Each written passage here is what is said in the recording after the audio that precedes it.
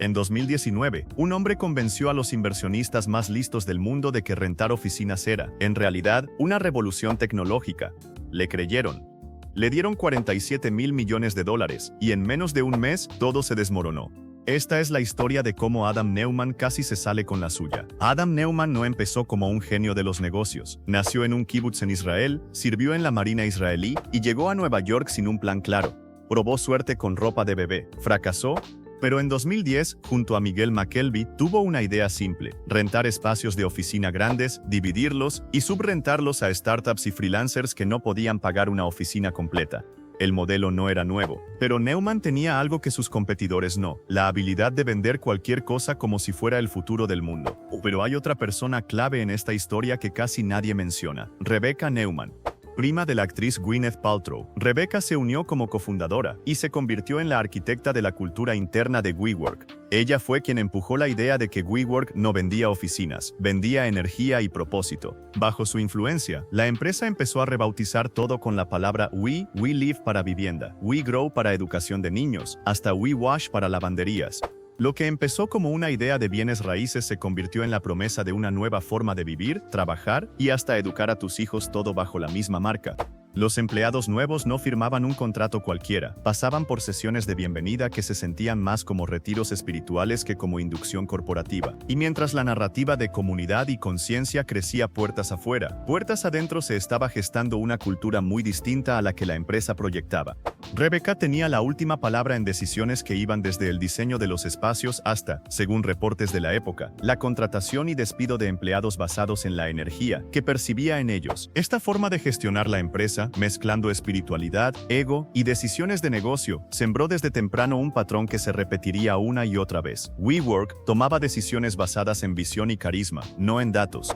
Para 2018, WeWork ya no solo alquilaba oficinas, había comprado una escuela privada, una empresa de olas artificiales para surfear y hasta planeaba construir viviendas comunales para optimizar la vida de sus empleados. Cada nueva idea sonaba visionaria en el papel, pero cada una alejaba más a la empresa de lo único que realmente sabía hacer bien: rentar espacios de oficina. Los inversionistas, deslumbrados por el crecimiento y el carisma de la pareja Neumann, prefirieron no hacer muchas preguntas.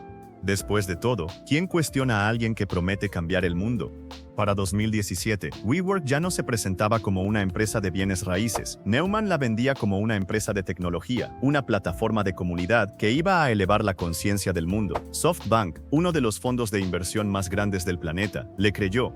Invirtió miles de millones. La valuación de WeWork llegó a 47 mil millones de dólares, más que la mayoría de las aerolíneas del mundo juntas. Neumann vivía como si ya hubiera ganado. Viajaba en jet privado, compraba propiedades de lujo. En una junta de inversionistas, llegó a decir que quería vivir para siempre y ser el primer trillonario del mundo.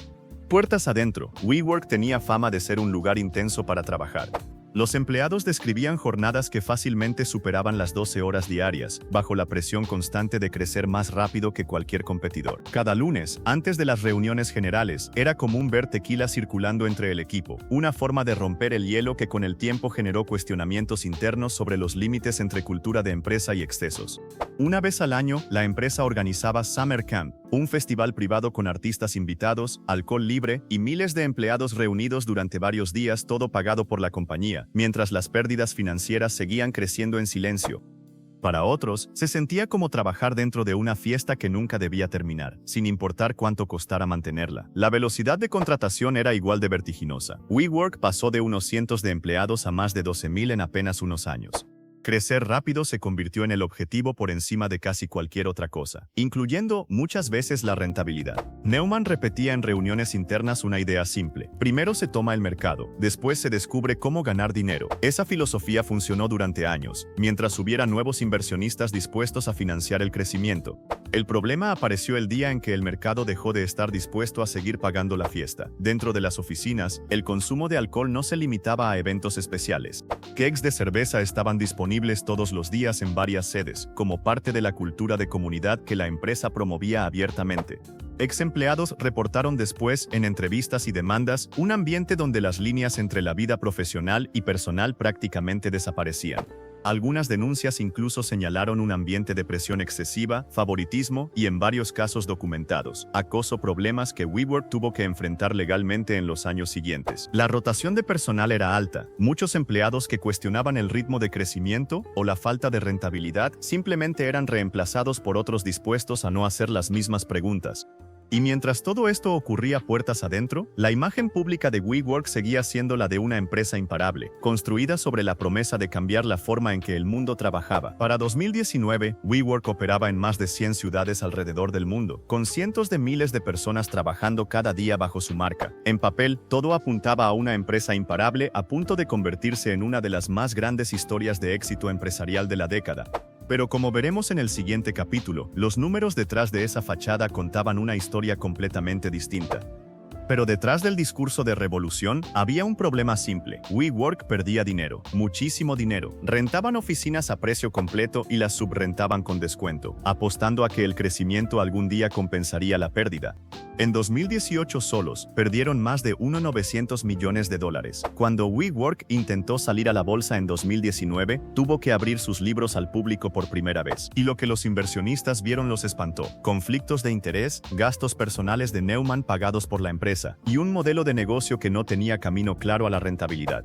Cuando el S1 salió a la luz, no solo los inversionistas empezaron a hablar, también lo hicieron decenas de ex empleados. Varios compartieron sus experiencias con medios de prensa, describiendo una distancia enorme entre el discurso público de la empresa y la realidad interna que vivieron. Algunos hablaron de la presión constante por proyectar una imagen de crecimiento perfecto, incluso cuando internamente sabían que los números no cerraban. Otros describieron un ambiente donde cuestionar las decisiones de Neumann era, en la práctica, mal visto, incluso si esas decisiones no tenían sentido financiero. Y varios señalaron algo que resultaría profético, la sensación de que la empresa entera dependía de que una sola persona siguiera pareciendo un genio frente al mundo. Cuando esa percepción empezó a resquebrajarse, todo lo demás, la valuación, la confianza de los inversionistas, la moral interna, se resquebrajó con ella.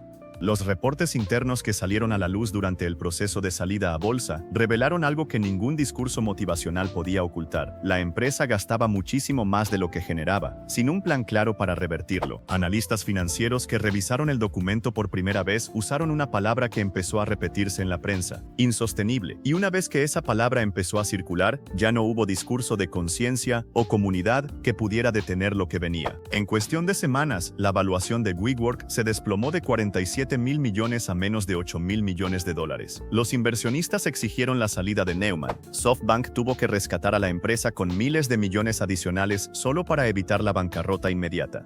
Y Neumann se fue con un paquete de salida de cerca de 1,700 millones de dólares, mientras cientos de empleados perdían su trabajo. WeWork no colapsó por falta de dinero, colapsó porque durante años todos decidieron creer en una historia en vez de revisar los números. La lección no es sobre bienes raíces, es sobre lo fácil que es confundir carisma con visión.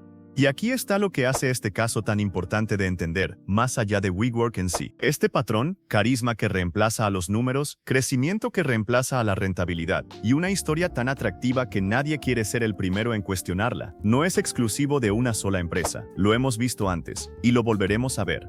La diferencia entre una empresa que cambia el mundo y una que colapsa en semanas, muchas veces, no está en la idea original. Está en el momento exacto en que alguien, dentro o fuera de la empresa, se atreve a preguntar: ¿y si esto no funciona como decimos que funciona? En WeWork, esa pregunta llegó demasiado tarde, y le costó a miles de personas su empleo, y a los inversionistas miles de millones de dólares. Adam Neumann, por su parte, no desapareció. Salió de WeWork con una fortuna intacta, y años después fundó una nueva empresa inmobiliaria que, sorprendentemente, logró levantar cientos de millones de dólares en inversión. Para muchos, esa parte de la historia es la más difícil de aceptar. En el mundo de los negocios, el fracaso no siempre tiene las mismas consecuencias para todos, y lo caro que sale cuando el mundo se da cuenta tarde. Si quieres ver el próximo caso, un colapso incluso más rápido que este, suscríbete, sale cada semana.